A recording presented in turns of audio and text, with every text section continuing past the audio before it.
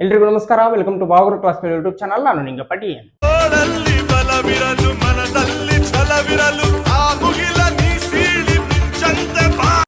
ಈ ಕ್ಲಾಸ್ ಅಲ್ಲಿ ತಮ್ನೇಲ್ನಲ್ಲಿ ನೀವು ನೋಡಿರುವ ಹಾಗೆ ನಿನ್ನೆ ಅಂದ್ರೆ 9/12/2024 ನಡೆದಂತಹ GTTC ಎಕ್ಸಾಮ್ ನಲ್ಲಿ ಕೇಳಲಾಗಿರುವ ಮೆಂಟಲ್ ಅಬಿಲಿಟಿ ಕ್ವೆಶ್ಚನ್ಸ್ ಗಳನ್ನ ಅನಾಲಿಸಿಸ್ ಮಾಡೋಣ. ಸೊ ಈ ಕ್ಲಾಸ್ ನ ಮೊದಲನೇ ಪ್ರಶ್ನೆ ಹೀಗಿದೆ: ಎ ಮತ್ತು ಬಿ ಯು ಒಂದು ವ್ಯವಹಾರದಲ್ಲಿ 3:2 ಅನುಪಾತದಲ್ಲಿ ಬಂಡವಾಳ ಹೂಡುತ್ತಾರೆ. ಒಟ್ಟು ಲಾಭದ 5% ದಾನ ಮಾಡಿದರೆ ಎ ಯ ಪಾಲು 855 ರೂಪಾಯಿ ಆಗಿದ್ದರೆ ಸೊ ಒಟ್ಟು ಲಾಭ ಎಷ್ಟು ಅಂತ ಕ್ವಶನ್ ಇದೆ. ಇಲ್ಲ ಏನಾಗಿದೆ, ಎ ಮತ್ತು ಬಿ ಸೇರಿ ಒಂದು ಬಿಸ್ನೆಸ್ ಸ್ಟಾರ್ಟ್ ಮಾಡ್ತಾರ. ಎ 3 ಯೂನಿಟ್ ಹೂಡಿಕೆ ಮಾಡಿದ್ರ, ಬಿ 2 ಯೂನಿಟ್ ಹೂಡಿಕೆ ಮಾಡಿರ್ತಾರ. ಸೊ ಅವ್ರಿಗೆ ಲಾಭ ಕೂಡ ಬರುತ್ತೆ. ಆ ಲಾಭದಲ್ಲಿ 5% ಅವರು ದಾನ ಮಾಡ್ತಾರಂತೆ. ಉಳಿದಿರೋದನ್ನ ಎ ಮತ್ತು ಬಿ ಇಬ್ರು ಹಂಚ್ಕೊಳ್ತಾರ. ಸೊ ಎಗೆ ಎಷ್ಟು ಬರುತ್ತೆ ಅಂದ್ರೆ ಹಂಚ್ಕೊಂಡಾಗ 855 ರೂಪಾಯಿ ಬರುತ್ತೆ. ಹಾಗಾದ್ರೆ ಒಟ್ಟು ಲಾಭ ಎಷ್ಟು ಅಂತ ಕ್ವಶನ್ ಇದೆ. ಓಕೆ, ಸಪೋಸ್ ಏನಾದ್ರೂ 100 ರೂಪಾಯಿ ಲಾಭ ಬಂದಿದೆ ಅಂತ ನಾವು ಅಸ್ಯೂಮ್ ಮಾಡ್ಕೊಳ್ಳೋಣ. 100 ರೂಪಾಯಿ ಲಾಭ ಬಂದಿದ್ರೆ ಈ 100 ರೂಪಾಯಿ ಲಾಭದಲ್ಲಿ 5% ಅವರು ದಾನ ಮಾಡಿದಾರ. 100 ರೂಪಾಯಿದು 5 ಎಷ್ಟು? 100 ರೂಪಾಯಿದು 5% ಎಷ್ಟು? 5. ಸೊ ಉಳಿಯೋದೆಷ್ಟು? 95. ಈ 95 ರೂಪಾಯಿನ ಎ ಮತ್ತು ಬಿ ಇಬ್ರು ಹಂಚ್ಕೊಳ್ಬೇಕು. ಬಟ್ ಎ ಮತ್ತು ಬಿ ಇಬ್ರು ಈಕ್ವಲ್ ಆಗಿ ಹಂಚ್ಕೊಳ್ಬೇಕಾ? ನೋ. ಯಾವಾಗಲೂ ಪಾರ್ಟ್ನರ್ಶಿಪ್ ಮೇಲೆ ಬಿಸ್ನೆಸ್ ಮಾಡಿದಾಗ ಯಾರು ಜಾಸ್ತಿ ಹೂಡಿಕೆ ಮಾಡಿರ್ತಾರೋ ಬಂದಿರೋ ಲಾಭದಲ್ಲಿ ಅವರಿಗೆ ಜಾಸ್ತಿ ಪಾಲು ಸಿಗ್ಬೇಕಾಗುತ್ತೆ. ಇಲ್ಲಿ ಎ 3 ಯೂನಿಟ್ ಹೂಡಿಕೆ ಮಾಡಿದ್ರ, ಬಿ 2 ಯೂನಿಟ್ ಹೂಡಿಕೆ ಮಾಡಿದಾರ. ಸೊ ಈ ಬಂದಿರೋ ಲಾಭವನ್ನು 5 ಭಾಗವನ್ನಾಗಿ ಮಾಡಿ ಎಗೆ 3 ಭಾಗ ಕೊಡಬೇಕು, ಬಿಗೆ 2 ಭಾಗ ಕೊಡಬೇಕು ಬಂದಿರೋ ಲಾಭವನ್ನ. ಸೊ 3 + 2 ಎಷ್ಟು? 5 ಯೂನಿಟ್. ಈ 5 ಯೂನಿಟ್ ಅನ್ನೋದೇ ನಮಗ 95 ಆದ್ರೆ, ಒಟ್ಟು ಲಾಭ ನಮಗೆ 95 ಆದ್ರೆ ಎಗೆ ಸಿಗ್ಬೇಕಾಗಿದ್ದೆಷ್ಟು? 3 ಪಾಲು. ಸೊ 3 ಯೂನಿಟ್ ಅನ್ನೋದು ಎಷ್ಟಾಗುತ್ತೆ? 5 ಒಂದ್ಲೆ 5, 5 19 95, 19 × 3 ಅಂದ್ರೆ 57. ಸೊ ಎಗೆ ನಮಗೆ ಒಟ್ಟು 57 ರೂಪಾಯಿ ಸಿಗಬೇಕು. ಬಟ್ ಈ 57 ರೂಪಾಯಿ ಅನ್ನೋದ ನಮಗ 855 ರೂಪಾಯಿ ಆಗೈತಿ. ಈ 57 ಅನ್ನೋದ 855 ಆಗೈತಂತ. ಸೊ 57 ಅನ್ನೋದೇ ನಮಗೆ 855 ಆದ್ರೆ ಕೇಳಿರೋದೇನು? ಒಟ್ಟು ಲಾಭ ಕೇಳಿದಾರ. ಒಟ್ಟು ಲಾಭ ಎಷ್ಟಿದೆ? 100 ರೂಪಾಯಿ ಇದೆ. ಹಾಗಾದ್ರೆ 100 ರೂಪಾಯಿ ಅನ್ನೋದು ಎಷ್ಟಾಗುತ್ತೆ? 100 ರೂಪಾಯಿ ಅನ್ನೋದು ಎಷ್ಟಾಗುತ್ತೆ? 19 3 57, 19 4 76, 9 ಕ್ಯಾರಿ ಆಯ್ತು, 19 5 95, 3 1 3, 3 15 45, 15 × 100 ಅಂದ್ರೆ 1500, 1500. So option B 1500 is the right answer. ಮತ್ತೊಮ್ಮೆ ಹೇಳ್ತಾ ಇದೀನಿ ನೋಡಿ, ಎ ಮತ್ತು ಬಿ ಸೇರಿ ಒಂದು ಬಿಸ್ನೆಸ್ ಸ್ಟಾರ್ಟ್ ಮಾಡ್ತಾರ. ಎ 3 ಯೂನಿಟ್ ಹೂಡಿಕೆ ಮಾಡಿದ್ರೆ, ಬಿ 2 ಯೂನಿಟ್ ಹೂಡಿಕೆ ಮಾಡ್ತಾರ. ಸೊ ಬಂದಿರೋ ಒಟ್ಟು ಲಾಭ ಬರುತ್ತಂತೆ. ಬಂದಿರೋ ಲಾಭದಲ್ಲಿ 5% ದಾನ ಮಾಡ್ತಾರಂತೆ. ಉಳಿದಿರೋ 95% ಇಬ್ರು ಹಂಚ್ಕೊಳ್ತಾರ. ಎ 3 ಯೂನಿಟ್ ಒಟ್ಟು 5 ಭಾಗ ಮಾಡಿದ್ರೆ ಎ 3 ಭಾಗ ಬೇಕು, ಬಿಗೆ 2 ಭಾಗ ಬೇಕು. ಸೊ ಒಟ್ಟು 95 5 ಭಾಗ ಮಾಡಿ ಎಗೆ 3 ಭಾಗ ಕೊಟ್ರೆ 57 ಕೊಟ್ಟಂಗೆ. ಈ 57 ಅನ್ನೋದು 855 ರೂಪಾಯಿ ಆಗೈತಂತ. ಸೊ 57 ಅನ್ನೋದು 850 ಆದ್ರೆ ಬಂದಿರೋ ಲಾಭ ಎಷ್ಟು? 100. 100 ಅನ್ನೋದು ಎಷ್ಟಾಗುತ್ತೆ? 1500 ಆಗುತ್ತೆ. ಸೊ ಆಪ್ಷನ್ ಬಿ 1500 ರೂಪಾಯಿ is the right answer. Next question: flower ಅನ್ನು 20 ಎಂದು ಮತ್ತು ಗಾರ್ಡನರ್ ಅನ್ನು 26 ಎಂದು ಕೋಡ್ ಮಾಡಿದರೆ ಫ್ಲವರ್ ಗಾರ್ಡನರ್ ಅನ್ನು ಹೇಗೆ ಕೋಡ್ ಮಾಡಲಾಗುತ್ತದೆ ಅಂತ ಕ್ವಶನ್ ಕೇಳಿದಾರೆ. ಸೊ 20 + 26 46. ಕೆಲವೊಂದ್ಸಾರಿ ಇಲ್ಲಿ ವರ್ಡ್ಸ್ ಮಧ್ಯೆ ಪೊಸಿಷನ್ ಆಧಾರದ ಮೇಲೆ ಆಪರೇಷನ್ ಆಗಿರುತ್ತೆ, ಬಟ್ ಇಲ್ಲಿ ಏನಾಗಿಲ್ಲ. So option 3 46 is the right answer. Next question: ಒಂದು ಜೇಡವು 10 ಮೀಟರ್ ಇರುವ ಒಂದು ಕಂಬವನ್ನು 20 ನಿಮಿಷದಲ್ಲಿ ಹತ್ತುವುದು ಮತ್ತು ತಕ್ಷಣವೇ 2 ಮೀಟರ್ ಕೆಳಗೆ ಜಾರುವುದು. ಅದು ಕಂಬದ ತುದಿಯನ್ನು ಹತ್ತಲು 3 ಗಂಟೆ ತೆಗೆದುಕೊಂಡರೆ ಕಂಬದ ಉದ್ದ ಎಷ್ಟು ಅಂತ ಕ್ವಶನ್ ಇದೆ. ಸೊ ಇಲ್ಲಿ ಏನಾಗಿದೆ, ಒಂದು ಜೇಡ 20 ನಿಮಿಷದಲ್ಲಿ 10 ಮೀಟರ್ ಏರ್ಬಲ್ಲದಂತ ಒಂದು ಕಂಬವನ್ನ. ಬಟ್ 20 ನಿಮಿಷ ಆದ ತಕ್ಷಣ 2 ಮೀಟರ್ ಮತ್ತೆ ಕೆಳಗೆ ಜಾರ್ತದಂತ. ಸೊ 10 ಮೀಟರ್ ಏರಿದ ತಕ್ಷಣ 2 ಮೀಟರ್ ಮತ್ತೆ ಕೆಳಗೆ ಜಾರ್ತದಂತ. ಸೊ ಇವಾಗ ಒಂದು ಕಂಬ ಹತ್ತೋದಕ್ಕೆ ಅದು 3 ಗಂಟೆ ಟೈಮ್ ತಗೊಂಡಿದ್ರ, ಆ ಕಂಬದ ಉದ್ದ ಎಷ್ಟು ಅಂತ ಕ್ವಶನ್ ಕೇಳಿದಾರೆ. ಓಕೆ, ಸಿ 20 ನಿಮಿಷಕ್ಕೆ 10 ಮೀಟರ್ ಏರಿ ಮತ್ತೆ 2 ಮೀಟರ್ ಅದು ಜಾರ್ತದಂತ. ಸೊ 20 ನಿಮಿಷಕ್ಕೆ ಅದು ಕೇವಲ 8 ಮೀಟರ್ ಏರ್ತಂತ ಅರ್ಥ. ಬಿಕಾಸ್ 10 ಮೀಟರ್ ಏರಿ ಮತ್ತೆ 2 ಮೀಟರ್ ಜಾರಿದೆ. ಸೊ 20 ನಿಮಿಷಕ್ಕೆ 8 ಮೀಟರ್ ಏರಿದೆ ಅಂದ್ರೆ 40 ನಿಮಿಷಕ್ಕೆ 16 ಮೀಟರ್, 60 ನಿಮಿಷಕ್ಕೆ 24 ಮೀಟರ್. ಸೊ 60 ನಿಮಿಷಕ್ಕೆ 60 ಮಿನಿಟಿಗೆ 24 ಮೀಟರ್ ಏರ್ದಂಗ ಅದು. 8 3 24. 60 ನಿಮಿಷಕ್ಕೆ 24 ಮೀಟರ್ ಏರಿದೆ ಅಂದ್ರೂ ಒಂದೇ, 1 ಅವರ್ಗೆ 24 ಮೀಟರ್ ಏರಿದೆ ಅಂದ್ರೂ ಒಂದೇ. ಬಿಕಾಸ್ 60 ನಿಮಿಷ ಆದಾಗ 1 ಅವರ್ ಆಗುತ್ತೆ. ಸೊ ಒಂದು ತಾಸಿಗೆ 24 ಮೀಟರ್ ಏರ್ತಾ ಇದೆ ಅದು. ಒಂದು ತಾಸಿಗೆ 24 ಮೀಟರ್ ಏರಿದೆ ಅಂದ್ರೆ 3 ತಾಸಿಗೆ ಎಷ್ಟು ಏರ್ದಂಗ? 3 ತಾಸಿಗೆ 24 3 72, 72 ಮೀಟರ್ ಏರ್ದಂಗ. ಸೊ ಎಲ್ಲರೂ ಇಷ್ಟು ಮಾಡಿ 72 ಮೀಟರ್ ಅಂತ ಹಾಕ್ಬಿಡ್ತಾರೆ. ಬಟ್ ಹಂಗೆ ಹಾಕ್ಬಾರ್ದು. ಬಿಕಾಸ್ 72 ಮೀಟರ್ ಅದು ಏರುದು ಯಾವಾಗ 2 ಮೀಟರ್ ಕೆಳಗೆ ಜಾರದಾಗ. ಸೊ ಈ 3ನೇ ಅವರು 2 ಮೀಟರ್ ಕೆಳಗೆ ಜಾರಿದೆ ಅದು. ಸೊ ಕೆಳಗೆ 2 ಮೀಟರ್ ಕೆಳಗೆ ಜಾರದಾಗ 72 ಮೀಟರ್ ನಮ್ಗೆ ಲೆಂತ್ ಸಿಗ್ತಾ ಇದೆ. ಬಟ್ ಅಂದ್ರೆ ಕಂಬ ಇನ್ನೂ 2 ಮೀಟರ್ ಇದೆ. ಸೊ ಆ 2 ಮೀಟರ್ ನಾವು ಆಡ್ ಮಾಡಿದ್ರೆ ಎಷ್ಟು ಬರುತ್ತೆ? 74 ಮೀಟರ್ ಬರುತ್ತೆ.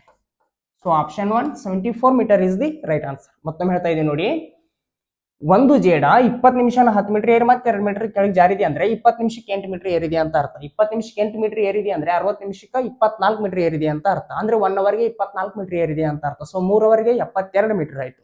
72 ಮೀಟರ್ ಯಾವಾಗ 2 ಮೀಟರ್ ಕೆಳಗೆ ಜಾರದಾಗ. ಸೊ ಆ 2 ಮೀಟರ್ ನಾವು ಆಡ್ ಮಾಡಿಬಿಟ್ರೆ 74 ಮೀಟರ್ ಆಗುತ್ತೆ. So option 1 74 metre is the right answer. Next question. ಒಬ್ಬ ವ್ಯಕ್ತಿಯು ತನ್ನಲ್ಲಿರುವ ಮೊತ್ತದ ಶೇಕಡ 40ರಷ್ಟನ್ನು ವಾರ್ಷಿಕ 15% ಬಡ್ಡಿ ದರದಲ್ಲಿ, ಉಳಿದ ಶೇಕಡ 50ರಷ್ಟನ್ನು ವಾರ್ಷಿಕ 10% ಬಡ್ಡಿ ದರದಲ್ಲಿ ಮತ್ತು ಉಳಿದಿದ್ದನ್ನು ವಾರ್ಷಿಕ 18% ಬಡ್ಡಿ ದರದಲ್ಲಿ ಸಾಲವಾಗಿ ಕೊಡುತ್ತಾನೆ. ಅವನು ಸಂಪೂರ್ಣ ಮೊತ್ತದ ಮೇಲೆ ಬಡ್ಡಿಯನ್ನು ವಿಧಿಸಿದ್ದಾಗಿದ್ದರೆ ವಾರ್ಷಿಕ ಬಡ್ಡಿಯ ದರವು ಏನಾಗಿರುವುದು ಅಂತ ಕ್ವಶನ್ ಇದೆ. ಇಲ್ಲೇನ ಇದೆ, ಒಬ್ಬ ವ್ಯಕ್ತಿ ತನ್ನಲ್ಲಿರುವ ಒಟ್ಟು ಅಮೌಂಟ್ 40%ನ 15% ನಂಗೆ ಕೊಡ್ತಾನ, ಉಳಿದಿರೋದ್ರಲ್ಲಿ 50%ನ 10% ನಂಗೆ ಕೊಡ್ತಾನ, ಆಮೇಲೆ ಉಳಿದಿದ್ದನ್ನ 18% ನಲ್ಲಿ ಸಾಲವಾಗಿ ಕೊಡ್ತಾನಂತ. ಸೊ ಒಟ್ಟು ಬಡ್ಡಿ ಬರುತ್ತಲ್ಲ, ಒಟ್ಟು ಬಡ್ಡಿ ಒಟ್ಟು ಅಮೌಂಟಿನ ಮೇಲೆ ವಾರ್ಷಿಕ ಎಷ್ಟು ಬಡ್ಡಿ ದರ ಆದಂಗಾಗುತ್ತೆ ಅಂತ ಕ್ವಶನ್ ಕೇಳಿದಾರೆ.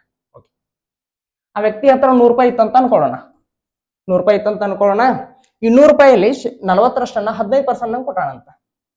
100 ರೂಪಾಯಿಗೆ 40% ಅಂದ್ರೆ 40 ರೂಪಾಯಿ. ಎಷ್ಟು ಪರ್ಸೆಂಟ್ ನಂಗ? 15% ನಂಗ. ನೆಕ್ಸ್ಟ್ ಏನಿದೆ, ಉಳಿದಿದ್ರಲ್ಲಿ ಶೇಕಡ 50ರಷ್ಟನ್ನ ವಾರ್ಷಿಕ 10% ಬಡ್ಡಿ ದರದಲ್ಲಿ ಕೊಡ್ತಾನಂತ. ಸೊ 100ಕ್ಕೆ 40 ಕೊಟ್ಟಾನಂದ್ಮೇಲೆ ಉಳಿದಿದ್ದೆಷ್ಟು? 60. 60ಕ್ಕೆ 50% ಅಂದ್ರೆ 30. ಸೊ ಈ 30 ರೂಪಾಯಿ ಅವನು 10% ನಂಗೆ ಕೊಡ್ತಾನಂತ. ನೆಕ್ಸ್ಟ್ ಉಳಿದಿದ್ದನ್ನು ವಾರ್ಷಿಕ 18% ಬಡ್ಡಿ ದರದಲ್ಲಿ ಸಾಲವಾಗಿ ಕೊಡ್ತಾನಂತ. ಸೊ ಈಗ ಉಳಿದಿದ್ದೆಷ್ಟು? 40 + 30 70 ರೂಪಾಯಿ ಆಯ್ತು. 100ಕ್ಕೆ 70 ರೂಪಾಯಿ ಹೋಗೈತಿ. ಇವಾಗ ಉಳಿದಿರೋದೆಷ್ಟು? 30. ಈ 30 ರೂಪಾಯಿನ 18% ನಂಗೆ ಕೊಡ್ತಾನಂತ. ಸೊ ಈಗ ಒಟ್ಟು ಬಡ್ಡಿ ಕ್ಯಾಲ್ಕುಲೇಟ್ ಮಾಡಿಬಿಟ್ರೆ ನಮಗ ಒಂದು ವರ್ಷಕ್ಕೆ ಎಷ್ಟಾಗುತ್ತೆ ಅಂತ, ವಾರ್ಷಿಕ ಬಡ್ಡಿ ದರ ಎಷ್ಟಾಗುತ್ತೆ ಅಂತ ಗೊತ್ತಾಗ್ಬಿಡುತ್ತೆ. ಸೊ 40ಕ್ಕೆ 15% ಎಷ್ಟು? 40ಕ್ಕೆ 10% ಅಂದ್ರೆ 4, 40ಕ್ಕೆ 5% ಅಂದ್ರೆ 2, 4ರ ಅರ್ಧ 2 ತಾನೆ. ಸೊ 10% ಅಂದ್ರೆ 4, 5% ಅಂದ್ರೆ 2. ಸೊ 4 + 2 ಎಷ್ಟಾಯ್ತು? 6 ರೂಪಾಯಿ. ಸೊ 40ಕ್ಕೆ 15% ಅಂದ್ರೆ 6 ರೂಪಾಯಿ. ನೆಕ್ಸ್ಟ್ ಇಲ್ಲಿ ಬರೋಣ. 30ಕ್ಕೆ 10% ಎಷ್ಟು? 3 ರೂಪಾಯಿ. ಯಾವ್ದಾದ್ರು ಒಂದು ಸಂಖ್ಯೆ 10% ನಮ್ಗೆ ಗೊತ್ತಾಗಬೇಕು ಅಂತಂದ್ರೆ ಆ ಸಂಖ್ಯೆಗೆ 10ರಿಂದ ಡಿವೈಡ್ ಮಾಡಿಬಿಟ್ರೆ ಆ ಸಂಖ್ಯೆ 10% ಸಿಗುತ್ತೆ. ಸೊ 5% ಬೇಕಾದ್ರೆ ಆ ಸಂಖ್ಯೆಗೆ 10ರಿಂದ ಡಿವೈಡ್ ಮಾಡಿ ನೆಕ್ಸ್ಟ್ ಏನ್ ಬರುತ್ತೋ ಅದನ್ನ ಅರ್ಧ ಮಾಡ್ಕೊಂಡ್ಬಿಡೋದು, ಅವಾಗ 5% ಸಿಗುತ್ತೆ. ಸೊ 30ಕ್ಕೆ 18% ನಮಗ್ ಬೇಕು. 30ಕ್ಕೆ 18% ಕಂಡುಹಿಡಿಬೇಕಂದ್ರೆ 30ರ 10% ಮೊದಲು ಕಂಡುಹಿಡೋಣ, ಆಮೇಲೆ 30ರ 8% ಕಂಡುಹಿಡಿದು ಎರಡನ್ನು ಆಡ್ ಮಾಡಿಬಿಡೋಣ. 30ರ 10% ಎಷ್ಟು? 3 ಪ್ಲಸ್ 30ರ 8% ಎಷ್ಟು? 30ರ 8% ನಮಗೆ ಬೇಕಾದ್ರೆ ಇವಾಗ ಮೊದಲು 30ರ 1% ಕಂಡುಹಿಡಿಯೋಣ, ಆಮೇಲೆ ಅದರ 8ರಿಂದ ಮಲ್ಟಿಪ್ಲೈ ಮಾಡಿಬಿಟ್ರೆ ನಮಗೆ 30ರ 8% ಸಿಕ್ಬಿಡುತ್ತೆ. ಯಾವ್ದಾದ್ರು ಒಂದು ಸಂಖ್ಯೆಯ 1% ನಮಗೆ ಬೇಕಂದ್ರೆ ಆ ಸಂಖ್ಯೆಗೆ 100ರಿಂದ ಡಿವೈಡ್ ಮಾಡಿಬಿಟ್ರೆ ಆ ಸಂಖ್ಯೆಯ 1% ನಮಗೆ ಸಿಗುತ್ತೆ. ಸೊ ಈಗ 30ರ 1% ಬೇಕಾದ್ರೆ ನಾವು 30ಕ್ಕೆ ಡಿವೈಡ್ ಬೈ 100 ಮಾಡಿಬಿಟ್ರೆ ನಮಗೆ 30ರ 1% ಸಿಗುತ್ತೆ. ಸೊ 30ಕ್ಕೆ ಡಿವೈಡ್ ಬೈ 100 ಮಾಡಿದ್ರೆ 0.3 ಬರುತ್ತೆ. ಈ 0.3 ಅನ್ನೋದು 30ರ 1%. ಸೊ ಈ 0.3 ನಾವು 8ರಿಂದ ಮಲ್ಟಿಪ್ಲೈ ಮಾಡಿಬಿಟ್ರೆ 30ರ 8% ಸಿಗುತ್ತೆ. 0.3 × 8 ಅಂದ್ರೆ 2.4. 3 24, ಒಂದಾದ್ಮೇಲೆ ಒಂದು ಸಂಖ್ಯೆ ಆದ್ಮೇಲೆ ಪಾಯಿಂಟ್ ಇದೆ. ಸೊ ಒಂದು ಸಂಖ್ಯೆ ಆದ್ಮೇಲೆ ಪಾಯಿಂಟ್ ಇಡ್ತೀನಿ. 2.4 ಆಯ್ತು. ಸೊ 30ರ 10% ಅಂದ್ರೆ 3, 30ರ 8% ಅಂದ್ರೆ 2.4. ಒಟ್ಟು ಎಷ್ಟಾಯ್ತು? 5.4. ಸೊ 30ರ 18% ಅಂದ್ರೆ 5.4. ಸೊ 5.4. ಒಟ್ಟು ಬಡ್ಡಿ ಎಷ್ಟಾದಂಗಾಯ್ತು? 6 + 3 9, 9 + 5.4 ಅಂದ್ರೆ 14.4%. ಸೊ ಒಟ್ಟು ಮೊತ್ತದ ಮೇಲೆ ವಾರ್ಷಿಕ ಬಡ್ಡಿ ದರ ಎಷ್ಟಾದಂಗಾಯ್ತು? 14.4% is the right answer. Option 3 is the right answer. Next question. x ಮತ್ತು y ಎರಡು ಧನಾತ್ಮಕ ಪೂರ್ಣಾಂಕಗಳಾದರೆ, ಓಕೆ, 3x + 7u 11ರ ಗುಣಾಂಕವಾಗಿರುತ್ತದೆ. ಹಾಗಾದರೆ ಕೆಳಗಿನಗಳಲ್ಲಿ 11ರ ಗುಣಾಂಕವನ್ನು ಹೊಂದಿರುವ ಆಯ್ಕೆಯನ್ನು ಕಂಡುಹಿಡಿಯಿರಿ ಅಂತ ಹೇಳಿದ್ದಾರೆ. ಓಕೆ, ಎಕ್ಸ್ ಮತ್ತು y ಪಾಸಿಟಿವ್ ಇಂಟೀಜರ್ಸ್ ಅಂತೆ, ಅಂದ್ರೆ ಎಕ್ಸ್ ಮತ್ತು y ವ್ಯಾಲ್ಯೂ 0ಗಿಂತ ಜಾಸ್ತಿನೇ ಇದೆ ಅಂತೆ. ಸೊ ಇಲ್ಲಿ 3x + 7y ಅನ್ನೋದು 11ರ ಗುಣಾಂಕವಾದಂತೆ. ಅಂದ್ರೆ 3x ಪ್ಲಸ್ 7y ಅನ್ನೋದು 11ರಿಂದ ಮಲ್ಟಿಪ್ಲೈ ಆಗುತ್ತೆ ಅಂತ ಅರ್ಥ, ಅಥವಾ 11ರಿಂದ ಡಿವೈಡ್ ಆಗುತ್ತೆ ಅಂತ ಅರ್ಥ. ಅಥವಾ ಇನ್ನೂ ಹಿಂಗೆ ಹೇಳ್ಬೇಕು, 11ರಿಂದ ಒಂದು ಸಂಖ್ಯೆನ ಮಲ್ಟಿಪ್ಲೈ ಮಾಡಿದಾಗ ನಮ್ಗೆ 3x ಪ್ಲಸ್ 7y ಬರ್ತಾ ಇದೆ ಅಂತ ಅರ್ಥ. ಸೊ ಇವಾಗ 11ರ ಗುಣಾಂಕವನ್ನು ಹೊಂದಿರುವ ಆಯ್ಕೆಯನ್ನು ಕಂಡುಹಿಡಿಯಿರಿ ಅಂತ ಕೇಳಿದಾರೆ. ಸೊ ಇಲ್ಲಿ ಅಥವಾ ಅದನ್ನ ಇಂಡೈರೆಕ್ಟ್ ಆಗಿ ಹೇಳ್ಬೇಕಂತಂದ್ರ ಇಲ್ಲಿ ಕೊಟ್ಟಿರೋ 4 ಆಪ್ಷನ್ಗಳಲ್ಲಿ ಯಾವುದು 11ರಿಂದ ಸಂಪೂರ್ಣವಾಗಿ ಭಾಗವಾಗುತ್ತೆ ಅಂತ ಹಿಂಗೂ ಕೊಡ್ಬೋದು. ಸೊ ಅದರ ಅರ್ಥ ಇಂಡೈರೆಕ್ಟ್ ಆಗಿ ಹಿಂಗೆ ಕೊಟ್ಟಿರೋ 4 ಆಪ್ಷನ್ಸ್ಗಳಲ್ಲಿ ಯಾವುದು 11ರಿಂದ ಸಂಪೂರ್ಣವಾಗಿ ಭಾಗವಾಗುತ್ತೆ ಅಂತ ನಾವು ಕಂಡುಹಿಡಿಬೇಕು. ಸೊ 11ರಿಂದ ಮಲ್ಟಿಪ್ಲೈ ಆದಾಗ ಈ ಸಂಖ್ಯೆ ಬಂದಿದೆ ಅಂತ ನಮಗೆ ಇವಾಗ ಇಲ್ಲಿ ನೋಡಿ, 11ರಿಂದ ಮಲ್ಟಿಪ್ಲೈ ಆಗುವ ಸಂಖ್ಯೆಗಳು ಯಾವುವು, 11ರಿಂದ ಮಲ್ಟಿಪ್ಲೈ ಆದಾಗ ಬರುವ ಸಂಖ್ಯೆಗಳು ಯಾವುವು, 11, 22, 33, 44 ಹಿಂಗ್ ಬರ್ತವೆ. ಸೊ ಈ ಸಂಖ್ಯೆ 11 ನಾವು ಮಾಡ್ಕೋಬಹುದಾ ಅಂತ ನೋಡೋದಾದ್ರೆ, ಬಟ್ ಇಲ್ಲಿ 7 ಪ್ಲಸ್ 3 ಮಾಡಿದ್ರೆ 10 ಬರ್ತಾ ಇದೆ. ಎಕ್ಸ್ ಮತ್ತು ವೈ ವ್ಯಾಲ್ಯೂ ನಮಗೆ 0ಗಿಂತ ಜಾಸ್ತಿ ಇದೆ. ಸೊ ಇಲ್ಲಿ ಈ ವ್ಯಾಲ್ಯೂ ಪೂರ್ತಿ 11ಗಿಂತ ಜಾಸ್ತಿನೇ ಇರಬಹುದು, ಇರುತ್ತೆ ಕೂಡ. ಸೊ 3x ಪ್ಲಸ್ 7y ಅನ್ನೋದು 22 ಅಂತ ನಾವು ಚೆಕ್ ಮಾಡೋಣ. ಇವಾಗ 3x ಪ್ಲಸ್ 7y ಅನ್ನೋದನ್ನ 22 ಅಂತ ಅಸ್ಯೂಮ್ ಮಾಡ್ಕೊಂಡು ನೋಡೋಣ. ಅವಾಗ ನಮಗೆ ಎಕ್ಸ್ ಮತ್ತು ವೈ ವ್ಯಾಲ್ಯೂ ಸಿಗುತ್ತಾ ಅಂತ ನೋಡೋಣ. ಯಾಕೆ 22 ಅಂತ ತಗೊಂಡೆ ನಾನು, 22 ಅನ್ನೋದು ಕೂಡ 11ರಿಂದ ಡಿವೈಡ್ ಆಗುವ ಸಂಖ್ಯೆನೇ, ಅಥವಾ 22 ಅನ್ನೋದು 11ರಿಂದ ಗುಣಾಂಕ ಆಗೋದೇ ಇದು. ಸೊ ಇವಾಗ ಎಕ್ಸ್ ವ್ಯಾಲ್ಯೂ 5 ಆದ್ರೆ ಮತ್ತು ವೈ ವ್ಯಾಲ್ಯೂ 1 ಆದ್ರೆ ನಮಗ ಇದ್ರ ವ್ಯಾಲ್ಯೂ 22 ಬರುತ್ತೆ. ಬಿಕಾಸ್ 3x ಅಂದ್ರೆ ಎಕ್ಸ್ ವ್ಯಾಲ್ಯೂ 5 ಹಾಕಿದ್ರೆ 15 ಆಯ್ತು, ವೈ ವ್ಯಾಲ್ಯೂ 1 ಹಾಕಿದ್ರೆ 7 ಆಯ್ತು, 15 ಪ್ಲಸ್ 7 22 ಬರುತ್ತೆ. So x value 5, y value 1 ಅಂತ ನಮಗ ಗೊತ್ತಾಯ್ತು. ಇವಾಗ ಎಕ್ಸ್ ಮತ್ತು ವೈ ವ್ಯಾಲ್ಯೂಗಳನ್ನ ಇವುಗಳಲ್ಲಿ ಪುಟ್ ಮಾಡೋಣ. ಯಾವುದು 11ರಿಂದ ಡಿವೈಡ್ ಆಗೋ ಸಂಖ್ಯೆ ಆಗುತ್ತೋ ಅದೇ ನಮಗ ಆನ್ಸರ್ ಆಗಿರುತ್ತೆ. ಎಕ್ಸ್ ವ್ಯಾಲ್ಯೂ ಎಷ್ಟಿದೆ, 5 ಇದೆ. ವೈ ವ್ಯಾಲ್ಯೂ ಎಷ್ಟಿದೆ, 1 ಇದೆ. 5 ಇಂಟು 5 ಅಂದ್ರೆ 25, 3 ಇಂಟು 1 ಅಂದ್ರೆ 3. ಸೊ 25ರಲ್ಲಿ 3 ಮೈನಸ್ ಮಾಡಿದ್ರೆ 22. 22 ಅನ್ನೋದು 11ರಿಂದ ಡಿವೈಡ್ ಆಗುತ್ತಾ, ಎಸ್ ಆಗುತ್ತೆ. ಸೊ ನಮ್ಗೆ option 1 is the right answer. ಮತ್ತೊಮ್ಮೆ ಕರೆಕ್ಟ್ ಆಗಿ ಹೇಳ್ತೀನಿ ನೋಡಿ, ಎಕ್ಸ್ ಮತ್ತು ವೈ ಎರಡು ಧನಾತ್ಮಕ ಪೂರ್ಣಾಂಕಗಳಾದರೆ, ಧನಾತ್ಮಕ ಪೂರ್ಣಾಂಕಗಳಂದ್ರೆ ಪಾಸಿಟಿವ್ ಇಂಟಿಜರ್ಸ್ ಅಂದ್ರೆ 0ಗಿಂತ ಜಾಸ್ತಿ ಇರೋವು, 3x ಪ್ಲಸ್ 7y 11ರ ಗುಣಾಂಕವಾಗಿರುತ್ತದೆ. 11ರ ಗುಣಾಂಕವಾಗಿರುತ್ತದೆ. ಇದರ ಅರ್ಥ ಏನು ಅಂತಂದ್ರೆ 11ಕ್ಕೆ ಯಾವುದೋ ಒಂದು ಸಂಖ್ಯೆಯನ್ನ ಮಲ್ಟಿಪ್ಲೈ ಮಾಡಿದಾಗ ಈ ಸಂಖ್ಯೆ ಬಂದಿದೆ ಅಂತ ಅರ್ಥ. ಹಾಗಾದ್ರೆ ಕೆಳಗಿನಲ್ಲಿ 11ರ ಗುಣಾಂಕವನ್ನು ಹೊಂದಿರುವ ಆಯ್ಕೆಯನ್ನು ಕಂಡುಹಿಡಿಯಿರಿ ಅಂತ ಕೇಳಿದಾರೆ. ಇದನ್ನ ಇನ್ನೂ ಇಂಡೈರೆಕ್ಟ್ ಆಗಿ ಹೇಳ್ಬೇಕಂದ್ರೆ ಕೆಳಗಿನಲ್ಲಿ ಯಾವುದು 11ರಿಂದ ಸಂಪೂರ್ಣವಾಗಿ ಭಾಗವಾಗುತ್ತದೆ ಅಂತಾನು ಹೇಳ್ಬೋದು. ಸೊ ಅದಕ್ಕೆ ಏನ್ ಮಾಡಿದೆ ನಾನು, ಈ ಸಂಖ್ಯೆ ಅನ್ನೋದು 11ರಿಂದ ಯಾವುದೋ ಒಂದು ಸಂಖ್ಯೆ ಮಲ್ಟಿಪ್ಲೈ ಆದಾಗ ಇದು ಬಂದಿದೆ ಅಂತ ಅನ್ಕೊಂಡೆ. ಸೊ 11 ಬರ್ಲಿಕ್ಕಂದ್ರೂ ಸಾಧ್ಯ ಇಲ್ಲ. ಸೊ ಅದಕ್ಕೆ 22 ಅಂತ ಅಸ್ಯೂಮ್ ಮಾಡ್ಕೊಂಡೆ. ಅವಾಗ ಎಕ್ಸ್ ವ್ಯಾಲ್ಯೂ 5 ಆಯ್ತು, ವೈ ವ್ಯಾಲ್ಯೂ 1 ಆಯ್ತು. ಇಲ್ಲಿ ಪುಟ್ ಮಾಡಿದೆ, ಇದ್ರ ವ್ಯಾಲ್ಯೂ 22 ಬಂತು. 22 ಅನ್ನೋದು 11ರಿಂದ ಭಾಗ ಆಗುವ ಸಂಖ್ಯೆನೇ ಆಗಿರೋದ್ರಿಂದ ನಮಗೆ option 1 is the right answer. Next question. Reading ಎಂಬ ಪದದಲ್ಲಿನ ಅಕ್ಷರಗಳಲ್ಲಿ ಸ್ವರಗಳು ಓವೆಲ್ಸ್ ಯಾವಾಗಲೂ ಒಟ್ಟಿಗೆ ಬರುವಂತೆ ಎಷ್ಟು ವಿಧಗಳಲ್ಲಿ ಜೋಡಿಸಬಹುದು ಅಂತ ಕೇಳಿದ್ದಾರೆ. ಸೊ ಇದು ಕ್ರಮಯೋಜನೆ ಮೇಲಿನ ಕ್ವಶನ್ ಆಗಿದೆ. ರೀಡಿಂಗ್ ನಲ್ಲಿ ಓವೆಲ್ಸ್ಗಳು ಎಷ್ಟು ಅದಾವು, 1, 2, 3 ಓವೆಲ್ಸ್ ಅದಾವು. ಓವೆಲ್ಸ್ ಅಂದ್ರೆ A E I O U. So E A I ಅನ್ನೋ 3 ಓವೆಲ್ಸ್ ಅದಾವ ಇದರಲ್ಲಿ. ಸೊ ಈ 3 ಓವೆಲ್ಸ್ಗಳು ಒಟ್ಟಿಗೆ ಬರಬೇಕಂತ.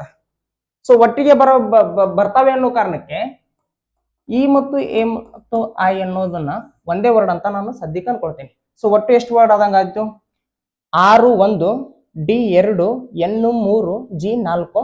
ಇದನ್ನ ಒಂದೇ ವರ್ಡ್ ಅಂತ ಅನ್ಕೊಳ್ಳೋದಾದ್ರೆ 5 ವರ್ಡ್ ಆದಂಗ ಆಯ್ತು. ಸೊ 5 ಅಕ್ಷರಗಳನ್ನ ಎಷ್ಟು ವಿಧದಲ್ಲಿ ನಾವು ಜೋಡಿಸಬಹುದು, 5 ಅಕ್ಷರಗಳನ್ನ ಎಷ್ಟು ವಿಧದಲ್ಲಿ ಜೋಡಿಸಬಹುದು ಅಂತ ಕಂಡುಹಿಡಿಬೇಕಂದ್ರೆ ನಾವು 5 ಫ್ಯಾಕ್ಟೋರಿಯಲ್ ಮಾಡಬೇಕಾಗುತ್ತೆ. 5 ಫ್ಯಾಕ್ಟೋರಿಯಲ್ ಅಂದ್ರೆ 5 ಇಂಟು 4 ಇಂಟು 3 ಇಂಟು 2 ಇಂಟು 1 ಎಷ್ಟಾಗುತ್ತೆ, 5 20, 23, 60, 62, 120 ಆಗುತ್ತೆ. ಸೊ 5 ಅಕ್ಷರಗಳನ್ನ ನಾವು ಎಷ್ಟು ವಿಧದಲ್ಲಿ ಜೋಡಿಸಬಹುದು, 120 ಜೋಡಿಸಬಹುದು, 120 ವಿಧದಲ್ಲಿ ಜೋಡಿಸಬಹುದು. ಸೊ ನೆಕ್ಸ್ಟ್ ಏನ್ ಪಾಸಿಬಿಲಿಟಿ ಇದೆ, ಇವು 3 ಏನು ಒಂದ ಕಡೆ ಬರ್ತಾವಲ್ಲ, ಇವ ಇಂಟರ್ಚೇಂಜ್ ಆದೂ ಆಗ್ಬಹುದು. ಸೊ ಇವ ಇಂಟರ್ಚೇಂಜ್ ಆದ್ರೆ ಎಷ್ಟು ವಿಧದಲ್ಲಿ ಇಂಟರ್ಚೇಂಜ್ ಆಗ್ಬಹುದು, 1 2 3 ಅಕ್ಷರ ಇದೆ, 3 ಫ್ಯಾಕ್ಟೋರಿಯಲ್ ಆಗ್ಬಹುದು. 3 ಫ್ಯಾಕ್ಟೋರಿಯಲ್ ಅಂದ್ರೆ 3 ಇಂಟು 2 ಇಂಟು 1, 3 2 6, 6 1 6, 6 ವಿಧದಲ್ಲಿ ಆಗ್ಬಹುದು. ಸೊ ಇವಾಗ ಇವೆರಡನ್ನು ಮಲ್ಟಿಪ್ಲೈ ಮಾಡಿಬಿಟ್ರೆ ನಮಗ ಒಟ್ಟು ರೀಡಿಂಗ್ ಅನ್ನೋದನ್ನ ಓವೆಲ್ಸ್ಗಳು ಒಂದೇ ತದಲ್ಲಿ ಬರುವಂಗ ಎಷ್ಟು ವಿಧದಲ್ಲಿ ನಾವು ಜೋಡಿಸಬಹುದು ಅಂತ ಗೊತ್ತಾಗ್ಬಿಡುತ್ತೆ. 120 ಇಂಟು 6 ಅಂದ್ರೆ 2 72, 0 0, 720 ವಿಧದಲ್ಲಿ ಜೋಡಿಸಬಹುದು. ಯಾರು ಫ್ರೆಶರ್ಸ್ ಇದಿರೋ, ಯಾರಿಗೆ ಕ್ರಮಯೋಜನೆ ಮತ್ತು ವಿಕಲ್ಪ ಚಾಪ್ಟರ್ ಗೊತ್ತಿಲ್ವೋ ಅವ್ರಿಗೆ ಇದು ಅರ್ಥ ಆಗದೆ ಇರಬಹುದು. ಬಟ್ ನಾ ಥಿಯರಿ ಕ್ಲಾಸ್ ಹೇಳುವಾಗ ಇನ್ ಡೀಟೇಲ್ ಆಗಿ ಹೇಳ್ತೀನಿ ಯಾಕೆ ಇದೇ ತರ ಮಾಡಬೇಕು ಅಂತ. ನೆಕ್ಸ್ಟ್ ಕ್ವಶನ್, ವಿಶೇಷ ಮಾರಾಟದಲ್ಲಿ 3 ಟಿಕೆಟ್ಗಳ ಬೆಲೆಗೆ 10 ಟಿಕೆಟ್ಗಳನ್ನು ಖರೀದಿಸಬಹುದು. ಓಕೆ, ಮಾರಾಟದಲ್ಲಿ 10 ಟಿಕೆಟ್ಗಳನ್ನು ಖರೀದಿಸಿದರೆ ಉಳಿಸಿದ ಮೊತ್ತವು 10 ಟಿಕೆಟ್ಗಳ ಮೂಲ ಬೆಲೆಯ ಎಷ್ಟು ಪ್ರತಿಶತವಾಗಿರುತ್ತದೆ ಅಂತ ಕ್ವಶನ್ ಇದೆ. ಸೊ ಇಲ್ಲೇನಾಗಿದೆ, ಒಂದು ವಿಶೇಷ ಮಾರಾಟದಲ್ಲಿ 3 ಟಿಕೆಟ್ಗೆ ಎಷ್ಟು ಬೆಲೆ ಇದೆಯೋ ಅಷ್ಟು ಬೆಲೆ ಕೊಟ್ಟು ನಾವು 10 ಟಿಕೆಟ್ಗಳನ್ನ ಖರೀದಿಸಬಹುದು ಅಂತ. ಹಾಗಾದ್ರೆ ಮಾರಾಟದಲ್ಲಿ 10 ಟಿಕೆಟ್ಗಳನ್ನು ಖರೀದಿಸಿದರೆ, ಸೊ ಅವ 10 ಟಿಕೆಟ್ಗಳನ್ನು ಖರೀದಿಸಿದನ, ಸೊ ಉಳಿಸಿದ ಮೊತ್ತವು 10 ಟಿಕೆಟ್ಗಳ ಮೂಲ ಬೆಲೆಯ ಎಷ್ಟು ಪ್ರತಿಶತವಾಗಿರುತ್ತದೆ ಅಂತ ಕ್ವಶನ್ ಇದೆ. ಸೊ ಇವಾಗ ನಾವೇನ್ ಅನ್ಕೊಳ್ಳೋಣ, 1 ಟಿಕೆಟಿಗೆ 1 ರೂಪಾಯಿ ಅಂತ ಅನ್ಕೊಳ್ಳೋಣ. 1 ಟಿಕೆಟಿಗೆ 1 ರೂಪಾಯಿ ಅಂದ್ರೆ 10 ಟಿಕೆಟಿಗೆ 10 ರೂಪಾಯಿ ಆಗ್ತಿತ್ತು. ಇವಾಗ ಅವೇನ್ ಕೊಟ್ಟಣ, ಬರೀ 3 ಟಿಕೆಟಿನ ಬೆಲೆ ಮಾತ್ರ ಕೊಟ್ಟಣ, ಅಂದ್ರ 3 ರೂಪಾಯಿ ಮಾತ್ರ ಕೊಟ್ಟಣ. 3 ರೂಪಾಯಿ ಮಾತ್ರ ಕೊಟ್ಟು 10 ಟಿಕೆಟ್ ಖರೀದಿ ಮಾಡಿದಾನ. ಸೊ 3 ರೂಪಾಯಿ ಮಾತ್ರ ಕೊಟ್ಟು 10 ರೂಪಾಯಿದ್ದು ಖರೀದಿ ಮಾಡಿದಾನ. ಅವನಿಗೆ ಎಷ್ಟು ಲಾಭ ಆಯ್ತು?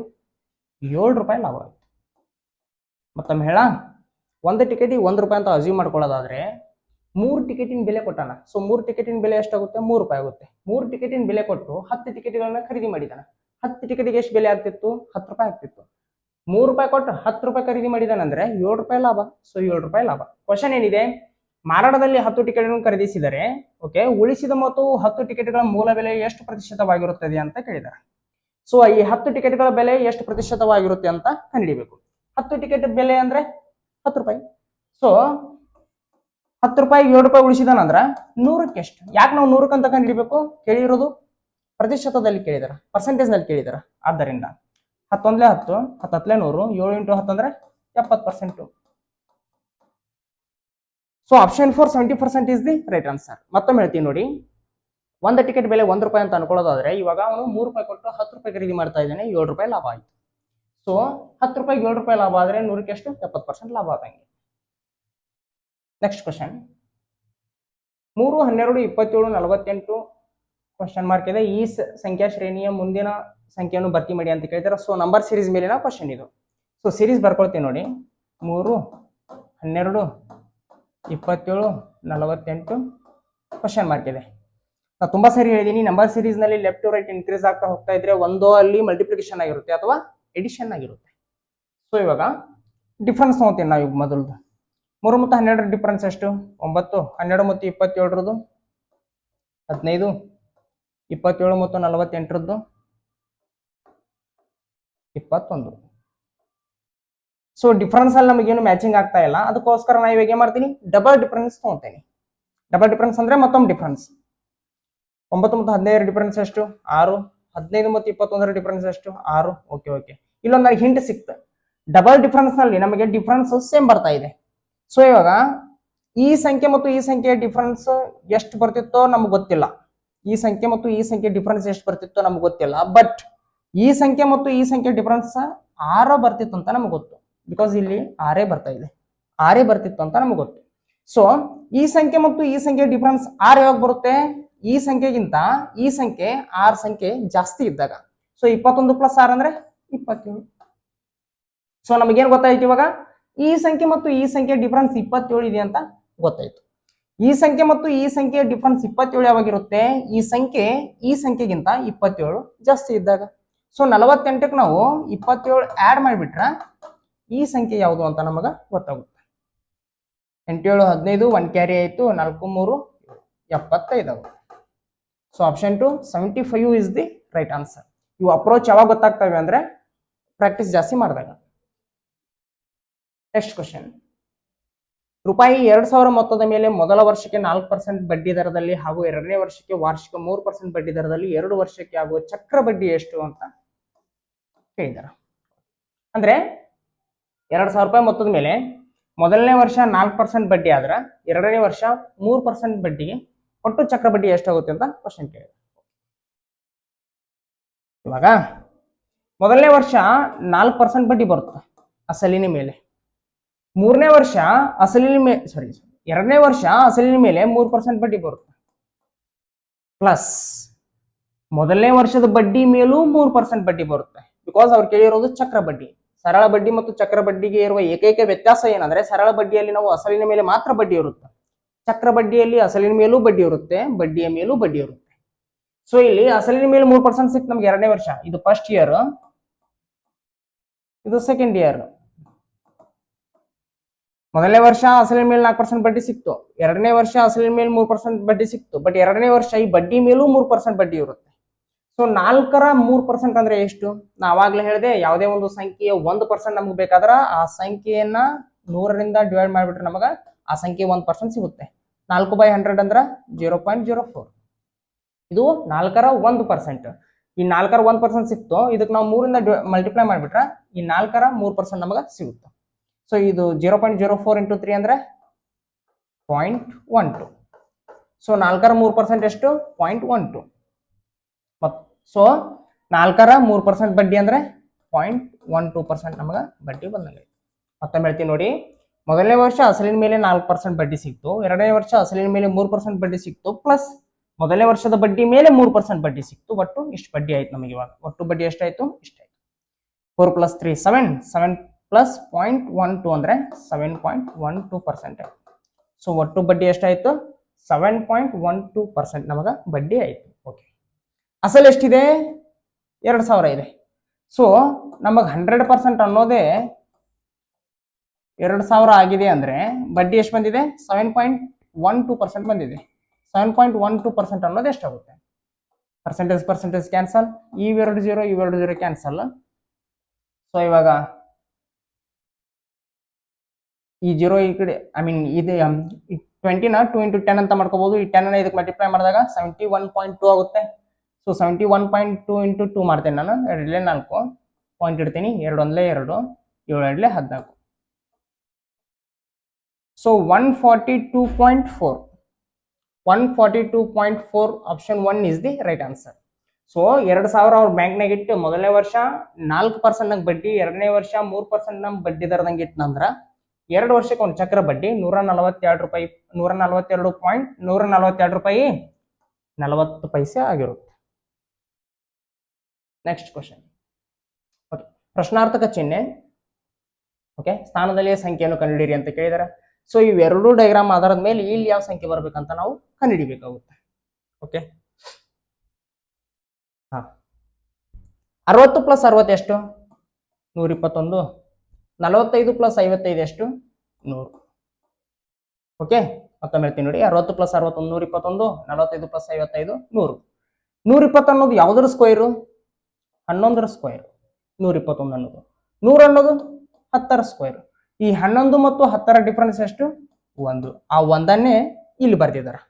ನೆಕ್ಸ್ಟ್ ಇದು ನೋಡೋಣ. 82 + 87 ಅಂದ್ರೆ 169.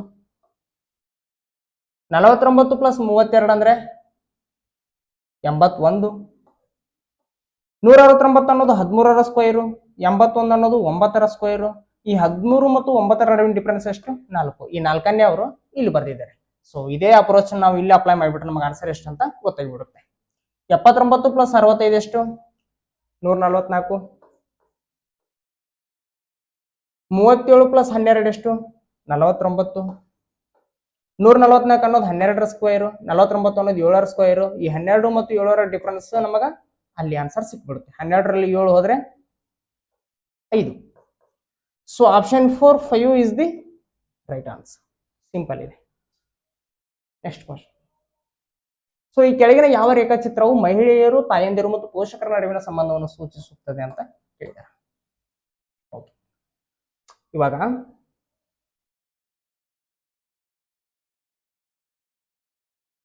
ಇವರು ತಾಯಂದಿರು ಅಂತ ಅನ್ಕೊಳ್ಳೋದಾದ್ರೆ ಎಲ್ಲಾ ತಾಯಂದಿರು ಮಹಿಳೆಯರಾಗಿರ್ತಾರ. ಇವರು ತಾಯಂದಿರು ಅಂತ ಅನ್ಕೊಳ್ಳೋದಾದ್ರೆ ಎಲ್ಲಾ ತಾಯಂದಿರು ಮಹಿಳೆಯರಾಗಿರ್ತಾರ. ಮಹಿಳೆಯರಲ್ಲೇ ತಾಯಂದಿರು ಬರ್ತಾರ. ಇವರು ತಾಯಂದಿರು ಅನ್ಕೊಳ್ಳೋದಾದ್ರೆ ಎಲ್ಲಾ ತಾಯಂದಿರು ಪೋಷಕರಲ್ಲಿ ಬರ್ತಾರ, ಪೇರೆಂಟ್ಸ್ ಅಲ್ಲಿ ಬರ್ತಾರ. ಎಲ್ಲಾ ತಾಯಂದಿರು ಪೋಷಕರಲ್ಲಿ ಬರ್ತಾರ. ಇವ್ರ ತಾಯಂದಿರು, ಇವ್ರು ಮಹಿಳೆಯರು. ಸೊ ಮತ್ತೊಮ್ಮೆ ಹೇಳ್ತಾ ನೋಡಿ, ಇವರನ್ನ ನಾವು ತಾಯಂದಿರು ಅನ್ಕೊಳ್ಳೋದಾದ್ರೆ ಎಲ್ಲಾ ತಾಯಂದಿರು ಮಹಿಳೆಯರಾಗಿರ್ತಾರ. ಇವ್ರನ್ನ ನಾವು ತಾಯಂದಿರು ಅನ್ಕೊಳ್ಳೋದಾದ್ರೆ ಎಲ್ಲಾ ತಾಯಂದಿರು ಪೋಷಕರಾಗಿರ್ತಾರ. ಸೊ ಈ ತರದ ಡಯಾಗ್ರಾಮ್ ಎಲ್ಲಿದೆ? ಇಲ್ಲಿದೆ. Option 1 is the right answer. ತುಂಬಾ ಅಂದ್ರೆ ತುಂಬಾ ಸಿಂಪಲ್ ಇದೆ. ಸೊ ಓಕೆ, ಇವಿಷ್ಟು ಕ್ವಶನ್ಸ್ ನಿನ್ನೆ ನಡೆದಂತಹ GTTC ಎಕ್ಸಾಮ್ ನಲ್ಲಿ ಕೇಳಿದ್ದ ಮೆಂಟಾಲಿಟಿ ಕ್ವಶನ್ಸ್ ಗಳಾಗಿದ್ದು. ಈ ಕ್ಲಾಸ್ ಇಷ್ಟ ಆದರೆ ಲೈಕ್ ಮಾಡಿ, ಶೇರ್ ಮಾಡಿ, ಕಮೆಂಟ್ ಮಾಡಿ. ಇದೇ ರೀತಿ ನೇರ ದಿಟ್ಟ ನಿರಂತರ ಕ್ಲಾಸ್ಗಳಿಗಾಗಿ ಚಾನಲ್ಗೆ ಸಬ್ಸ್ಕ್ರೈಬ್ ಆಗಿ. Thank you.